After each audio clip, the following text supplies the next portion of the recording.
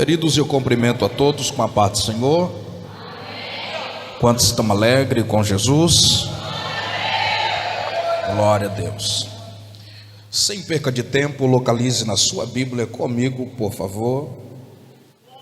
Segundo livro dos reis de Israel, no capítulo de número 4. Segundo livro dos reis de Israel, capítulo de número 4. Enquanto você procura, eu quero louvar a Deus por essa boa oportunidade que Ele nos concede em poder estar aqui conhecendo esta igreja. Não, fica aí, toca para mim. Vai pregar nós dois hoje. Eu não vou demorar muito não, vou cansar seu dedo não. Mas enquanto você procura, eu quero louvar a Deus pela vida do nosso amado pastor, né? Eledion. Que nome bonito, viu, pastor? Parece norte-americano, né? Que Deus possa abençoar a sua vida. Nome muito bonito, de uma forma poderosa. Louvando a Deus pela vida do pastor Eledion. Eu quero louvar a Deus pela vida de todos os obreiros que ajudam a obra do Senhor aqui, né? Também o nosso amigo, extensa ainda em algumas viagens, mas eu creio que Deus tem algo para fazer aqui no nosso meio. Capítulo de número 4. Segundo livro dos reis de Israel, capítulo de número 4, localize o versículo de número 8 para a nossa breve meditação. O texto está escrito assim: E ocorreu um dia que Eliseu passou em Sunem, onde estava uma mulher influente, e a mesma o constrangeu a comer pão. E assim foi que toda vez que ele por ali passava, ele entrava e comia do pão. E ela disse ao seu marido: Eis que agora eu percebo que este é um santo homem de Deus, o qual sempre passa por nós. Façamos um pequeno quarto. Eu rogo-te que faça na parede e coloque ali para ele uma cama, uma mesa e uma cadeira e um candeeiro. E será que toda vez quando ele vier até nós, para que ele possa entrar e repousar, e você diga comigo amém. Se assente, trocando o teu glória por vitória. Aleluias. Olhe para cá, por favor. Queridos, Deus essa noite colocou essa palavra em nosso coração. O capítulo de número 4 do segundo livro dos reis de Israel, ele se encaixa perfeitamente. E eu fiquei questionando a Deus desde as 2 da manhã, viajando. Falei: Deus, o que o Senhor irá falar conosco ali? Quebras de barreiras, rompendo limites, barreiras. E Jesus me fez lembrar do capítulo de número 4 do livro de 2 Reis de Israel. É muito importante você entender comigo que o capítulo 4, para que você entenda, é preciso retroceder ao início dessa história. O primeiro livro dos reis de Israel, tanto o seu primeiro quanto o segundo livro, eles são livros divergentes, porém são paralelos. Observe que esses dois livros, existe uma conexão muito grande entre os mesmos. Não só o primeiro livro dos reis, quanto o segundo, mas também o primeiro e segundo de Crônicas. Na verdade, esses dois livros têm junções muito distintas. Por quê? Porque esses livros eles foram escritos para narrar as crônicas de cada rei que passou por Israel, tanto do reinado do norte também quanto pelo reinado do sul. Só que na Bíblia, no capítulo de número 4, o texto vai mencionar sobre o profeta Eliseu. Só que todas as vezes quando falamos do profeta Eliseu na Bíblia, é normal lembrarmos do profeta Elias. Esses dois homens que Deus escolheu para andar sobre a terra e vivenciar grandes milagres.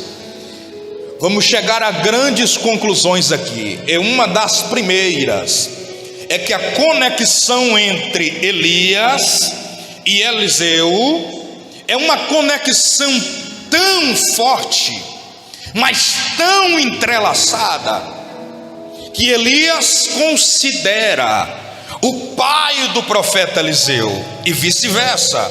Elias melhor considera pai de Eliseu e Eliseu filho de Elias.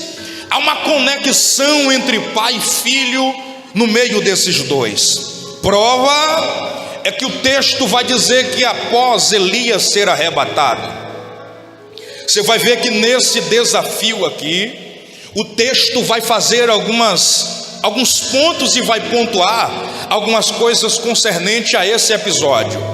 E uma das coisas que nós entendemos aqui é que quando o profeta Elias está sendo arrebatado, Eliseu vai olhar para ele no meio do redemoinho, entre os cavalos e o fogo, e ele vai olhar e dizer: meu pai, meu pai.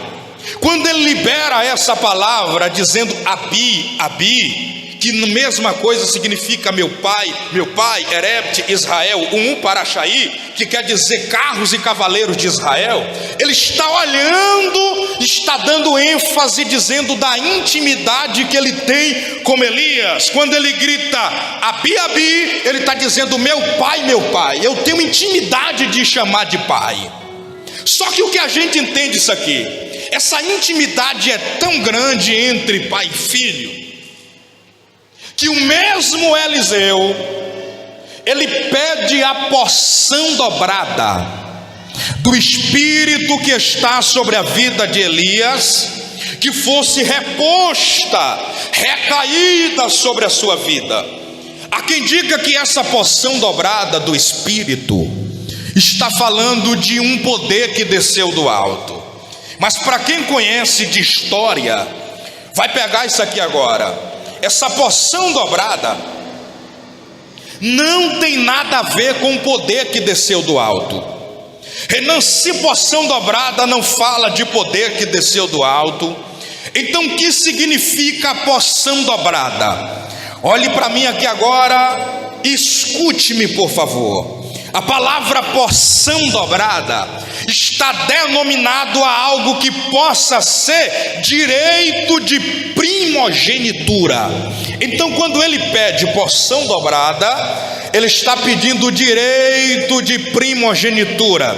Então aqui dá para você entender que a intimidade entre Elias e Eliseu é uma intimidade entre pai e filho, que ele tanto tem a ousadia de pedir a porção dobrada sobre o Espírito, ou melhor, ele pede direito de primogenitura. E é justamente sobre isso aqui que eu quero frisar para que você entenda. Quando a gente lê o texto, nós não encontramos na Bíblia Elias deixando riquezas, Elias deixando bens materiais. Nós iremos encontrar na Bíblia Elias deixando somente legado espiritual.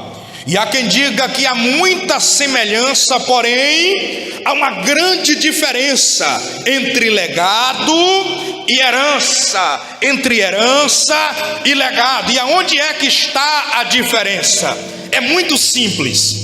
Herança, quando alguém morre, ele deixa para alguém.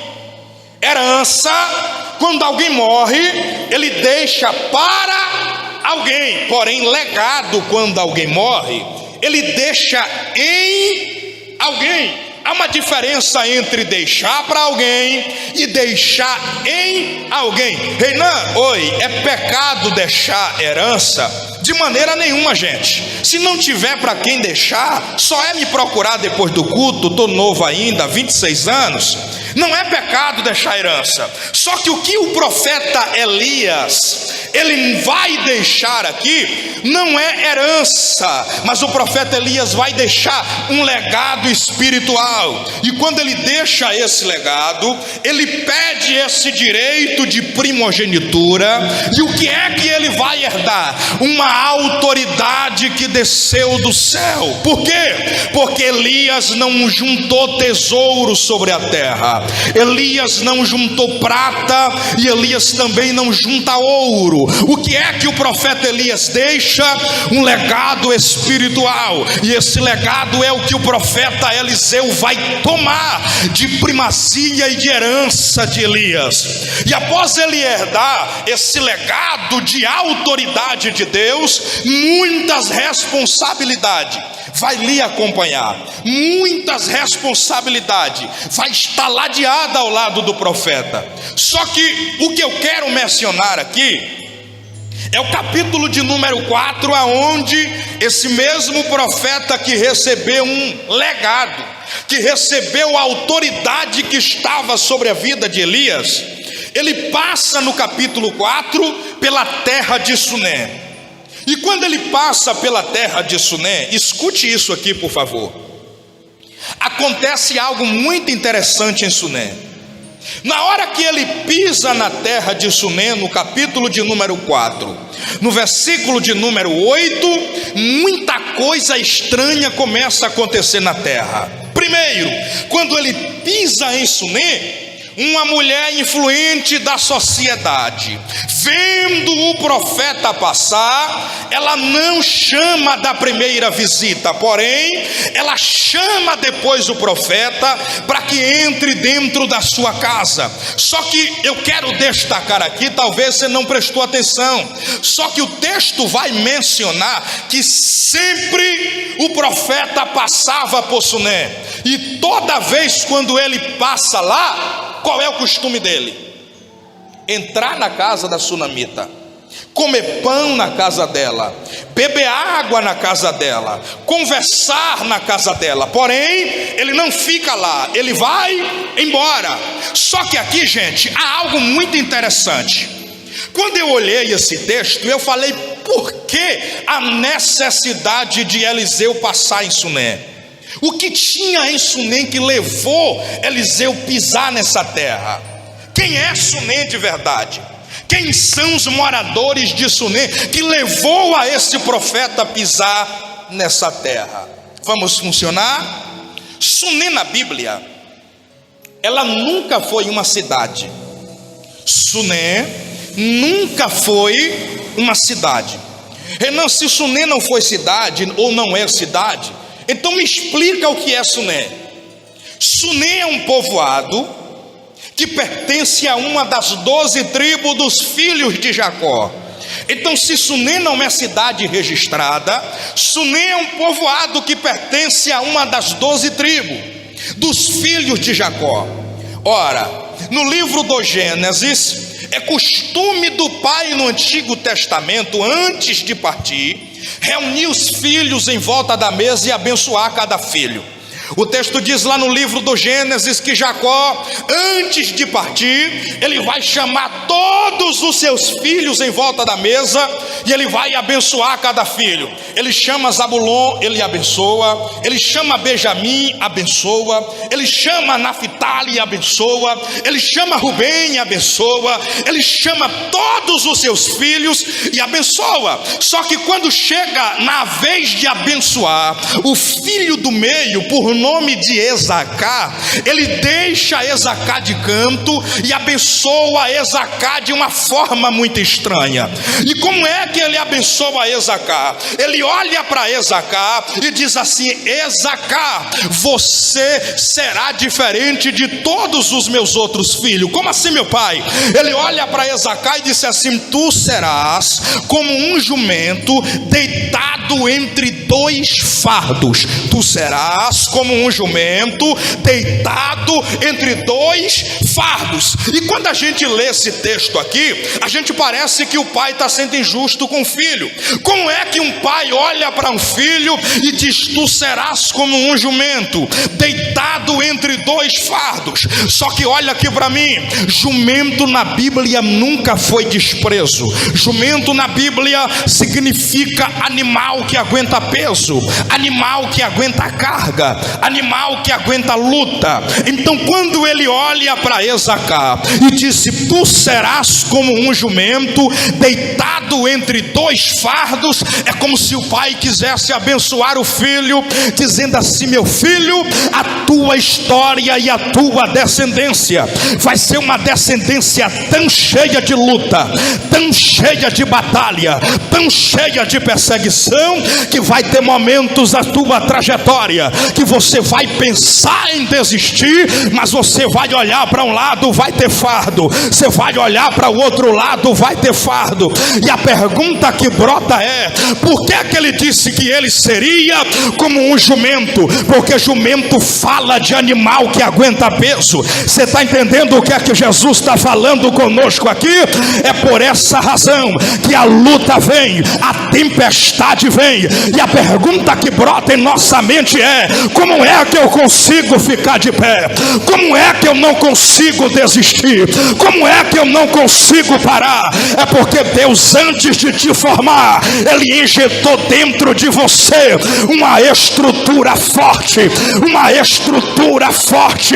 Oh glória, eu estou sentindo a presença de Deus. E quem pode levantar as mãos?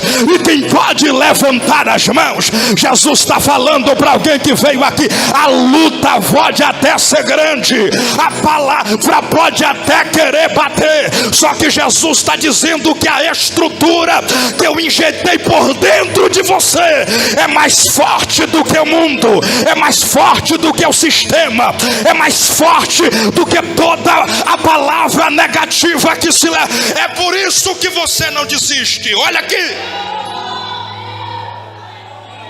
ele diz: tu serás como um jumento deitado entre dois fardos.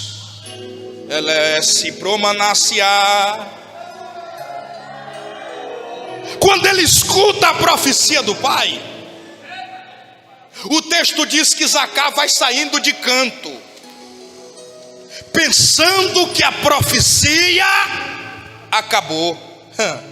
Só que o pai olha para Esacar e diz assim: volte aqui, meu filho. Volte aqui, meu filho. A profecia não terminou sobre a sua vida, não. Você vai ser como um jumento deitado entre dois fardos, porém você vai ter ossos fortes. Ossos fortes. Não, eu quero que você olhe para alguém que está do teu lado aí, diga para ele assim: você terá ossos fortes. Ossos fortes. Agora me encara aqui que eu vou liberar. Se jumento fala de animal forte que aguenta peso, ossos na Bíblia fala de estrutura. Só que essa estrutura aqui, ela não pode ser visualizada pela visão humana. Por quê? Porque os ossos está impatente a visão de quem enxerga, porque os ossos está protegido pela pele, pelo nervo e pela carne, e quem olha não consegue visualizar os ossos. E Jesus me trouxe aqui para liberar essa palavra para alguém que crê. É por isso que a luta vem e você não desvia, porque quem olha para você te enxerga fraco, quem olha para você enxerga a tua fragilidade, quem olha para você enxerga somente a hora que você fraqueja. Só que Jesus está dizendo: a tua estrutura não é vista por fora, a tua estrutura é injetada por dentro. Tem gente que olha e vê a tua fraqueza, tem gente que olha e vê a tua queda, só que Jesus está dizendo: eu injetei por dentro uma estrutura forte, e é por isso. Ei, Joé, Chequebidácia, Pequeminossi, Promanasse, Uerle Promaná. Jesus está essa noite aqui e está dizendo para alguém que veio aqui: eu injetei dentro de você uma estrutura forte. A pancada vem, a luta vem, a tempestade chega, mas quem está guardado debaixo da mão do Onipotente, descansa, descansa. Eita, meu Deus. Você tem uma estrutura forte. Você tem uma estrutura forte. O que é estrutura? Eu vou tentar te explicar o que é estrutura. Lembra da leitura do pastor? Marcos capítulo 2. O que é que está escrito em Marcos capítulo 2? Jesus dentro de casa. A casa fica cheia de gente para ouvir o que Jesus prega. Aí o texto diz que o paralítico ficou sabendo da notícia. Só que o paralítico chega atrasado no culto. E como o paralítico chega atrasado no culto, olha isso aqui, gente. Ele vai na porta e a porta está cheia, ele não pode entrar. Ele diz: eu vou entrar pela janela. Na hora que ele chega na janela, a janela também está cheia. Pega isso aqui para mim te explicar o que é estrutura. Ele diz: eu não tenho possibilidade de entrar. Só que a Bíblia diz que o paralítico tem amigos. E eu vou dar aqui uma extra para você dar um glória a Deus. Quem tem paralítico nunca vai morrer sozinho. Quem tem amigos não fica parado em diante da adversidade, porque quem tem amigos ajuda a chegar no obstáculo que você almeja. Aí o texto diz que os amigos do paralítico diz assim: eu não vou deixar você nessa situação não, cara. Arrumaram uma escada, colocaram do lado da casa, subiram em cima da telha. E o texto diz que eles começaram a cavar um buraco. A cavar um buraco. Para quê? Para descer o paralítico. Só que se você não entendeu isso aqui, eu quero que você faça uma conta matemática comigo agora. Um paralítico, 4 amigos, são quantas pessoas? Um paralítico e 4 amigos são quantas pessoas? Muito bem, você é inteligente. Agora eu quero que você entenda isso aqui agora. Nessa época aqui, a casa da Palestina não é casa feita de bloco. Se a casa da Palestina não é de bloco, a casa é feita de barro, gente. E principalmente o telhado, sechá, é feito de barro. Agora eu quero que você entenda comigo como é que tem 5 homens em cima de uma casa querendo abrir um buraco e o telhado não cai, e o telhado não desce, e o telhado não cede. Você já parou para observar isso aqui? A casa é toda de barro, o telhado é de barro, mas tem 5 homens em cima da casa querendo fazer um fuzuê para descer o paralítico. Só que quem está embaixo na casa está dizendo: aí, desce daí, cara, esse telhado vai cair qualquer momento. Sai daí de baixo que o telhado vai descer. Desce daí, nós estamos aqui, sai daí que o telhado vai cair. E por que o telhado não caiu?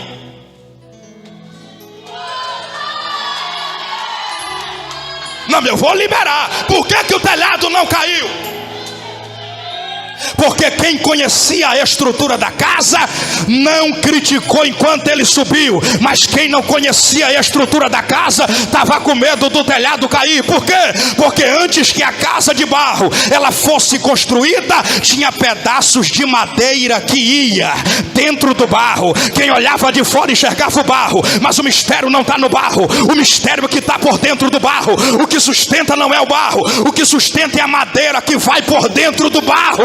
Você está entendendo o que Jesus está falando aqui? Tem gente que está olhando para você e está te vendo barro, está te vendo fraco, está te vendo vazio. Só que Jesus está dizendo: eu injetei por dentro uma fé.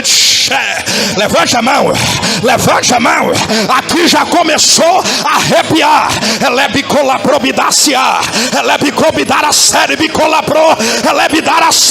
Jesus está falando para alguém que veio aqui: a casa pode até ser de barro, mas a estrutura é forte. Ei,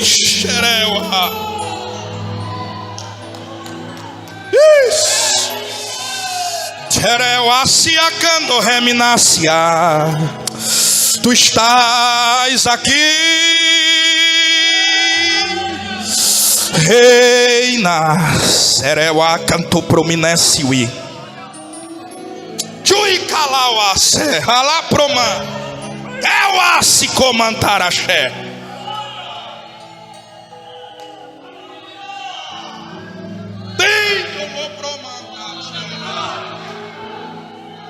Os moradores de Sunem pertencem à tribo de Isacar. Então vem comigo aqui, gente. Se a tribo de Isacar é o principal precursor dos moradores de Sunem, então quem mora em Sunem é sobrevivente de guerra. Quem mora em Sunem é sobrevivente de batalha. Quem mora em Sunem é sobrevivente de grande peleja. E quem é que está passando lá em Sunem? Profeta Eliseu. Profeta Eliseu é teofania de Deus. É Deus que caminha com o profeta. Profeta caminha com Deus. Então se Eliseu está pisando em Sunem, Deus está pisando com ele. Se Eliseu está passando em Sunem, Deus está passando com ele. É como se Deus estivesse dizendo assim: nessa história onde você sofreu, eu resolvi botar o meu pé hoje. Eu resolvi pisar lá, olha isso. Eu resolvi entrar lá dentro hoje. E depois que eu entro, a coisa muda. Ei, olha aqui, ele entra. Só que quando ele entra em Sunem, a mulher convida ele para dentro de casa. Quando a mulher convida ele para dentro de casa, ela prepara o banquete, prepara o café. O profeta entra, come, bebe. Só que ele não fica lá. Ele dá linha. Ele vai embora. Ei, gente, sabe o que é que a gente tem que aprender aqui? Quando o profeta entrava na casa da mulher, a alegria entrava com ele. Quando o profeta saía da casa dela, a alegria saía com ele. E ela voltava para a mesma vidinha de sempre. Ela voltava para as mesmas práticas de sempre. Ei! E era sempre assim. Toda vez que ele passava, ele entrava, comia pão, bebia água e ia embora. Ele entrava, comia pão, bebia água e ia embora. Só que o texto diz, no capítulo 4 e no versículo de número 9 e 10, que teve um dia que ela acordou e disse assim: amor, eu não sei se você percebeu, mas esse homem que passa aqui em casa sempre, o Espírito de Deus abriu os meus olhos. Eu estou percebendo que ele é um santo homem de Deus. Aleluia. Que tal a gente construir um quarto para ele habitar aqui dentro de casa? Porque quando ele vier até nós, ele possa habitar para ficar conosco. E você não entendeu isso aqui? Deus te dá um glória, mas tudo bem, deixa para lá. Sabe o que é que Jesus está falando conosco aqui? Escute. Nós precisamos entender essa sensibilidade. Qual? Nós estamos vivendo a era de receber somente a visita de Deus, e depois Jesus vai embora. Aprendemos a viver de visitas. Se alegra hoje, amanhã não se alegra mais. Pula hoje, amanhã não pula mais. Era o que essa mulher estava vivendo. Quando o profeta entrava, ela se alegrava. Quando o profeta saía, ela voltava para as mesmas práticas de sempre. Jesus está falando conosco aqui. Vai acabar o tempo da visita. Chega de sentir a presença de Deus somente no culto. Quando o culto acaba, a presença também vai embora. Chega de sentir a presença de Deus somente nos 12 dias de campanha. Depois que a campanha acabar, a presença também vai embora. É noite de sentir Jesus na segunda, sentir na terça, sentir na quarta, sentir na quinta, sentir na sexta, sentir no sábado, sentir no domingo, sentir na segunda. Jesus está falando, vai ter segunda de fogo, terça de fogo, quarta de manto, quinta de deta. Jesus está falando, se prepara para viver o sobrenatural. Tem gente que está aqui, que estava se alegrando somente na festa, se alegrava somente no culto, mas Deus vai encher essa igreja. Vai ser terça de fogo, quarta de fogo, quinta de fogo. Recebe a presença. Eu quero ver quem veio adorar. Eu quero ver quem veio adorar. Levante a tua mão, abre a boca para glorificar. No barulho do teu glória vai cair macumba. No barulho do teu glória vai cair feiticeiro. No barulho do teu glória vai cair difamação, vai cair fofoca, vai cair Babilônia, vai cair Nabucodonosor. A presença de Deus está. Serewa, Sicromantupi, Teresewa, Terecala, Baracele, Bitarabaturi, Bikerbi, Hawa, Ulibikerbi, Turibi, Kerbi, Tarabacori, Biterexewa, Olha, Cominacia. Olha para alguém que está do teu lado, balança ele, diga para ele assim: vai viver de visita ou vai entrar na comunhão com Deus? Diga, vai viver de visita ou vai ser cheio do Espírito todo dia? Porque quem vive de visita se alegra hoje, amanhã está murcho mudo, se alegra hoje, amanhã está murcho no canto. Mas quem é cheio de Deus, quem está cheio do Espírito, ele não está nem aí para Satanás. Ele adora todo dia, ele exalta todo dia, ele adora é porque está cheio.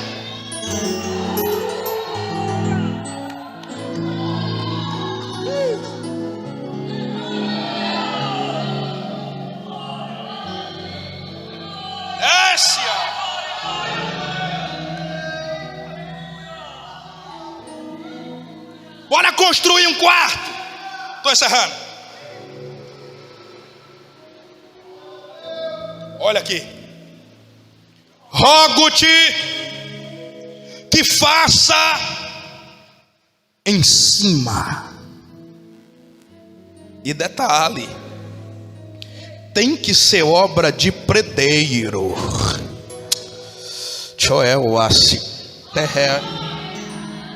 Amor, vamos construir um quarto para ele em cima. E rogo-te que faça na parede. Ela está dizendo tem que ser obra de predeiro. Por quê? Porque ela está dizendo assim: o que eu vou construir para Deus aqui não pode ser removível. Tem gente que pegou. O que eu estou construindo para Deus habitar aqui não pode ser arrancado mais, não pode sair do lugar mais. Só que quem tem casa, gente, ele quer morar em cima, e o inquilino que quiser que mora embaixo. Só que pastor Elidion, ela vai fazer diferente. Ela diz assim: eu vou morar embaixo e vou deixar ele habitar em cima. Não, eu vou ficar embaixo e vou deixar ele habitar em cima. E você não entendeu isso aqui não? É Deus que está falando conosco. Pega a senha. Quer receber vitória? Prioriza a Deus. Porque enquanto Deus estiver em cima, embaixo ele cuida do teu casamento. Quando Deus estiver em cima, embaixo ele cuida do teu filho. Quando Deus estiver em cima, embaixo ele vai cuidar do teu filho. Quando Deus estiver em cima, embaixo ele cuida do teu esposo, da tua esposa, das tuas finanças, dos teus negócios. Porque Deus está dizendo: eu quero habitar em cima, e eu vou cuidar de tudo embaixo, de tudo embaixo, de tudo embaixo, de tudo embaixo. Aleluia. Constrói o quarto.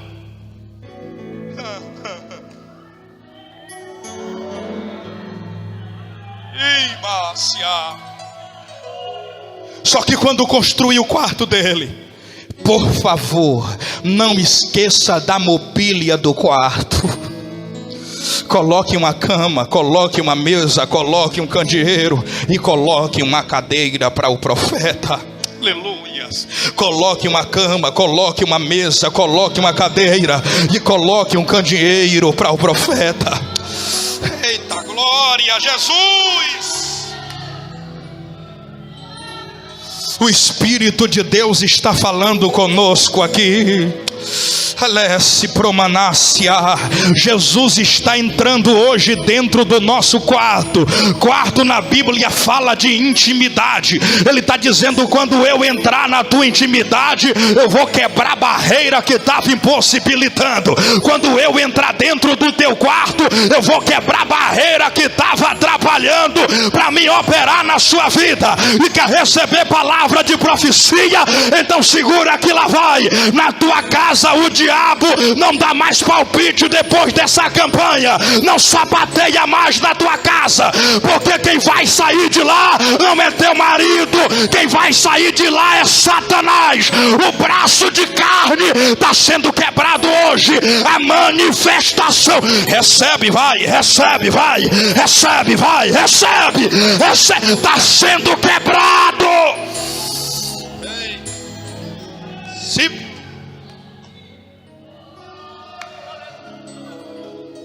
bota a mobília.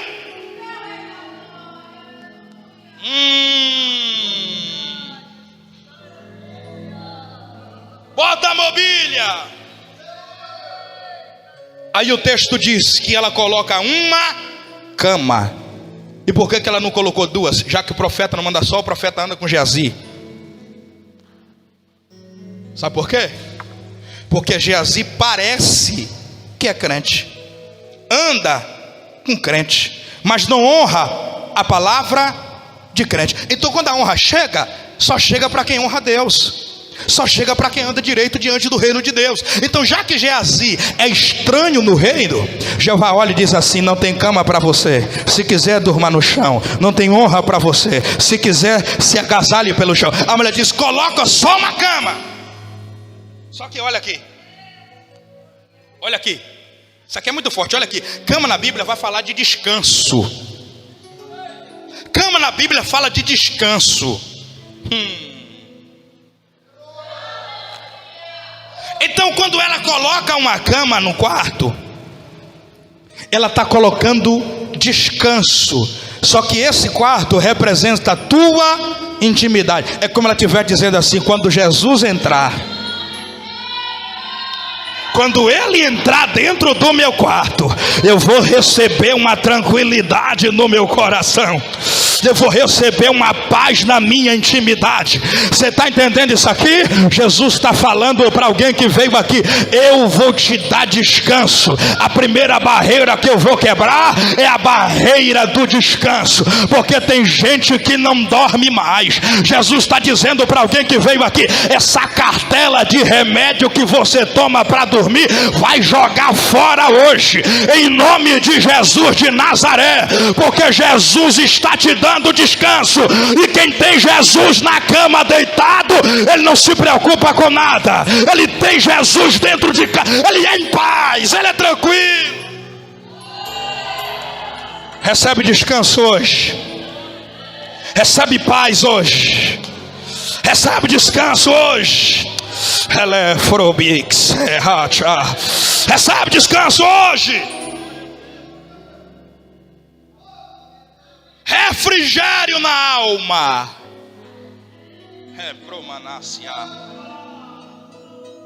Jesus vai injetar um descanso em você. Eleva-se, canto reminácia. Deixa eu ver se dá tempo eu falar dos 4. Vou correr para me encerrar agora. A Bíblia diz que ela coloca uma cama, depois ela coloca uma mesa. Se cama fala de descanso na Bíblia, mesa vai falar de providência. A primeira barreira que Deus vai quebrar é a barreira do descanso, mas a segunda que Jesus vai quebrar é a barreira da providência. Olha, já tem gente que ficou de pé aqui porque está crendo. E eu vou profetizar de olhos abertos, pastor Elidio.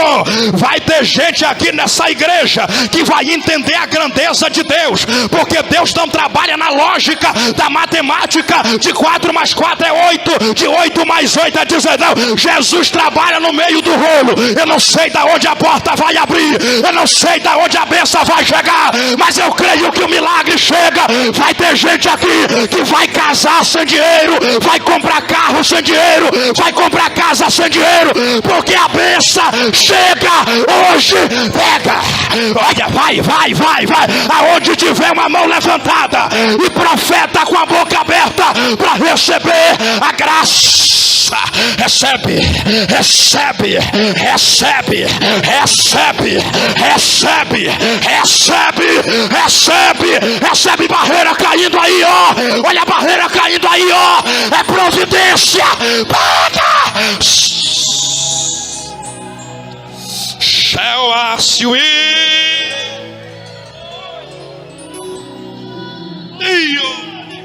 se we have.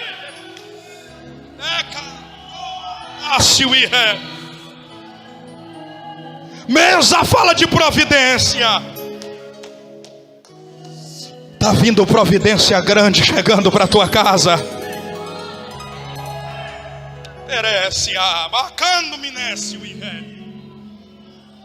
Porque essa mesa aqui, ela não era igualmente a nossa mesa atual. Como assim, Renan? Me explica. A nossa mesa tem pernas, mas a mesa da Palestina não tem pernas. Renan, como é que a mesa não tem perna? Como é que come? Lembra de Jesus e João Batista? A facilidade que João tinha de reclinar a cabeça sobre o peito de Jesus? Porque a mesa era posta no chão. Colocavam as almofadas e sentava nas almofadas em volta do chão. É por isso que João reclinava a cabeça no peito de Jesus, porque quem senta no chão tem a facilidade de reclinar maior do que quem senta na cadeira. Então a mesa era posta no chão. Só que tem um mistério aqui. Se o quarto é pequeno, e se ele coloca 4 coisas dentro do quarto, na hora que você entrava dentro do quarto e dizia assim: cadê a providência? Cadê a mesa? Cadê o milagre? Se você não tivesse visão espiritual, você não enxergava ela. Por quê? Só vou falar para quem quer ouvir. Você entrava dentro do quarto, procurava a providência, mas quem não tem visão não enxerga a providência, não enxerga a mesa.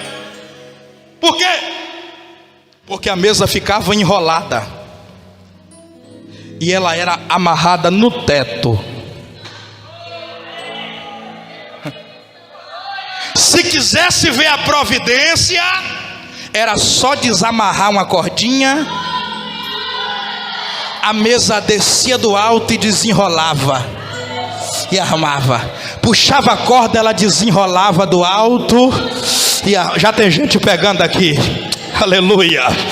Eita glória. Se você crê, ainda essa semana vai ter providência que vai desenrolar do alto. Tem providência que está desenrolando do alto. No teu trabalho vai ter providência que vai desenrolar do alto. Na faculdade vai ter providência que vai desenrolar do alto. Lá na tua casa vai ter providência que vai desenrolar do alto. Porque Jesus está dizendo: abra teus olhos espirituais. Eu já te entreguei a providência. A bênção está aí. Não fica preocupado não, meu filho. Jesus está te dando providência. Aleluia. Tem gente que ele não confia em Deus não, gente. Não confia não. Rapaz, o Deus que tu serve é o Deus da providência. Tem gente que a conta dele vence dia 30, mas quando é dia 10, ele está dizendo: Jesus, o meu aluguel, o meu boleto, o cartão, Jesus, e agora? Rapaz, você serve a um Deus grandão, gente. Você serve a um Deus que não deve nada para ninguém.